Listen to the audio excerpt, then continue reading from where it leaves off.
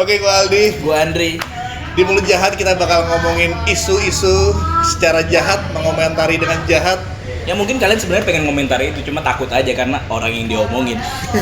Terlalu berbahaya. Benar. Dan karena kita berdua dari kota Depok, sekali lagi kota yang sangat komedi, kita di episode ini akan membahas soal kebijakan pemerintah kota Depok. Wow. Dan yang baru-baru terjadi ini yang harus sedang rame nih, isu soal menu stunting kota Depok. Menu untuk mencegah anak-anak di Depok jadi stunting dengan dikasih makanan yang isinya nugget kecil sama tahu. Malah tambah stunting gitu. Pokoknya makanannya potongan kecil-kecil, yang gede itu foto wali kota ditempel di kemasan. Aneh banget. Dan itu menghabiskan biaya 4,9 miliar. Lebih mahal daripada Depok Open Space tuh 4,4 ini 4,9. Tapi cuma makanannya ya itu tuh apaan tuh? Kenapa konsepnya yang gede adalah foto wali kotanya? Apa mungkin mereka berpikir kalau anak-anak gizi buruk dikasih foto wali kota gizinya naik? Enggak gitu. Makanya kita jangan percaya sama capres-capres yang menjanjikan makan siang gratis. Karena kita nggak tahu menu yang disajikan kayak apa. Betul. Kalau yang disebarkan di seluruh Indonesia adalah menu stunting kota Depok. Satu Indonesia tahu mukanya wali kota Depok.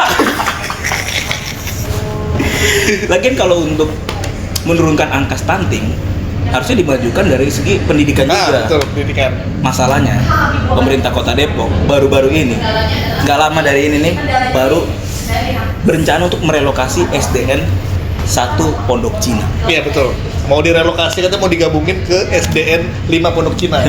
Jadi SDN 15. 1 sama 5. Kayak gitu dong, konsepnya kayak ditambah. Ya gue juga nggak ngerti, padahal itu kan harusnya sekolah yang udah berdiri dari sekian tahun gitu, kenapa direlokasi? Iya, kalau harusnya kan sekolah dibagusin, bahkan mungkin bangun sekolah baru.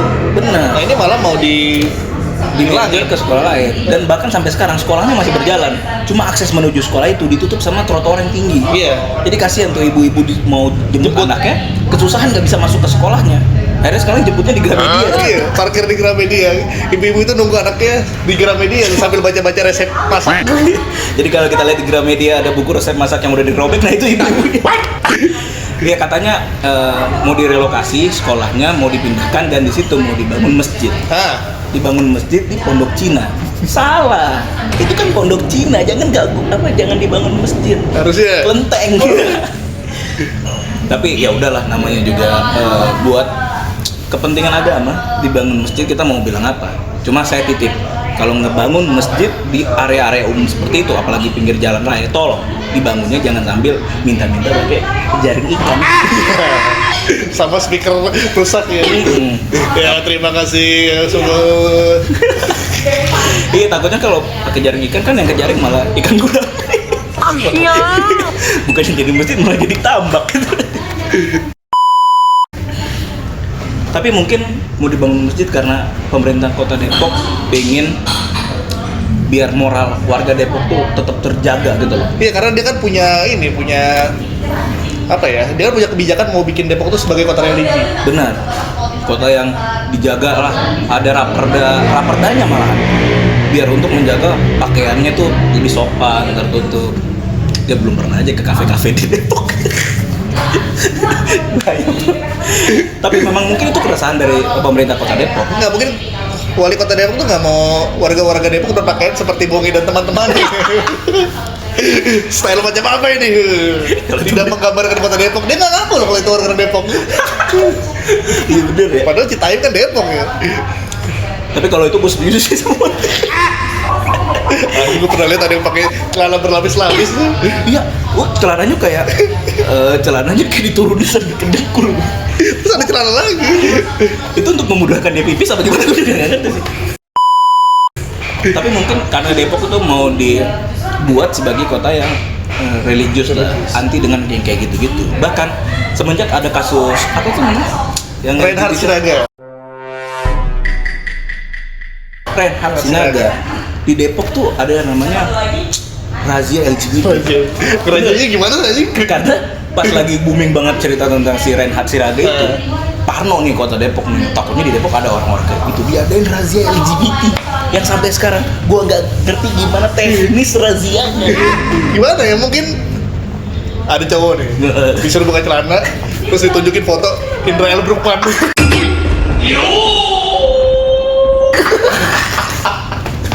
Ngaceng kan. Padahal kalau nggak ngaceng kan bukan berarti dia gay ya. Iya. Bukan berarti dia bukan gay. Bisa aja emang seleranya bukan Indra L. Bruggman. Ivan Gunawan. Coki Pardede. Help me! Help me! Tapi menurut gua itu tuh nggak berhasil. Karena apa? Karena beberapa waktu setelahnya, mungkin tahun depannya 2022 kemarin, sempat ada kasus yang menghebohkan di kota Depok. Di Depok ada pesta gay. Betul. Itulah orang-orang yang nggak suka NDR Bruggman tadi. Berarti kan gagal secara razia. Iya.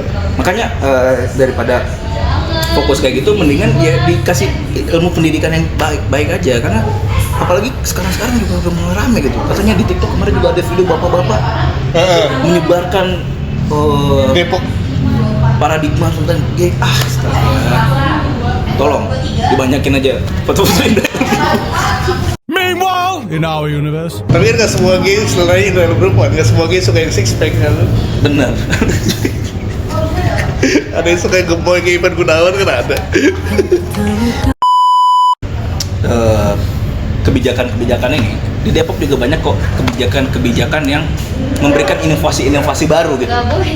Contohnya adalah di pohon-pohon di kota Depok. Oh iya.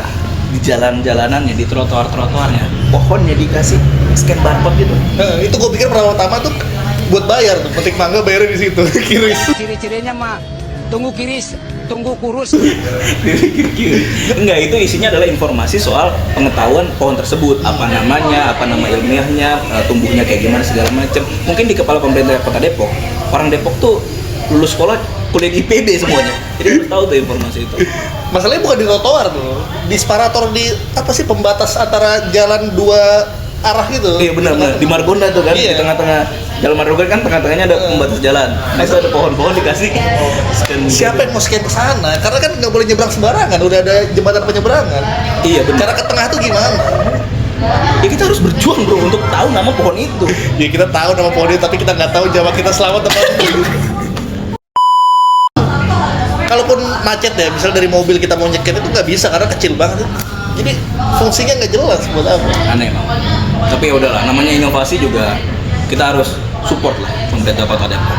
Karena inovasi yang paling out of the box, yang paling beyond, nggak pernah dilakukan di belahan dunia manapun adalah lampu merah ada lagunya. Ngeri bro. Lagu ciptaan wali kota dan dinyanyikan sendiri oleh dia. Ih, ngeri. Nggak pakai penyanyi-penyanyi kota Depok kayak Ayu Ting Ting, nggak ada. Dia nyanyi sendiri. Nggak peduli suara fals atau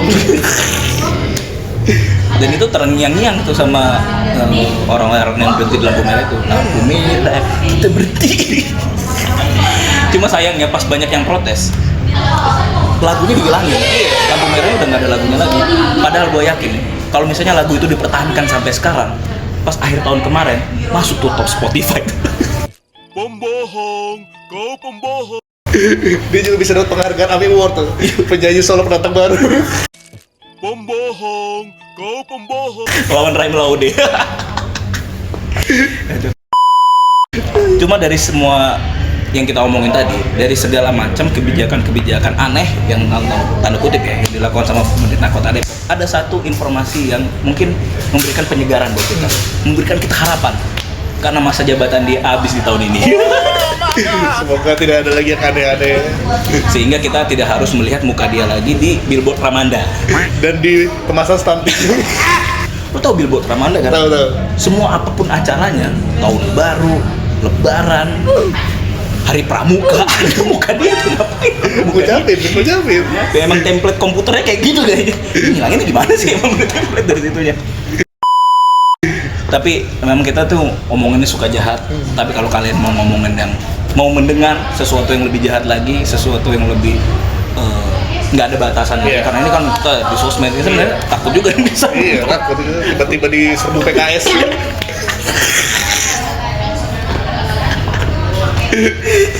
Kita tadi tag aja pagi-pagi ada ibu-ibu sama bapak-bapak yang seragam oranye. Kayaknya dia tahu kita bakal ngomongin pemimpin mereka. Tapi kalau mau tahu yang lebih off air lagi, yang lebih bahaya lagi, bisa nonton nanti kita ada acara off air. Stand up comedy show. Bener, tanggal 2 Maret di JPW Cafe and Garden di GDC. Harga presale 50.000, normalnya 75.000. Ada gua, ada Aldi, dan ada beberapa teman kita. Gestarnya ada Patra Gumala. Itu nonton di Mulut Jahat dan selamat jadi warga Depok.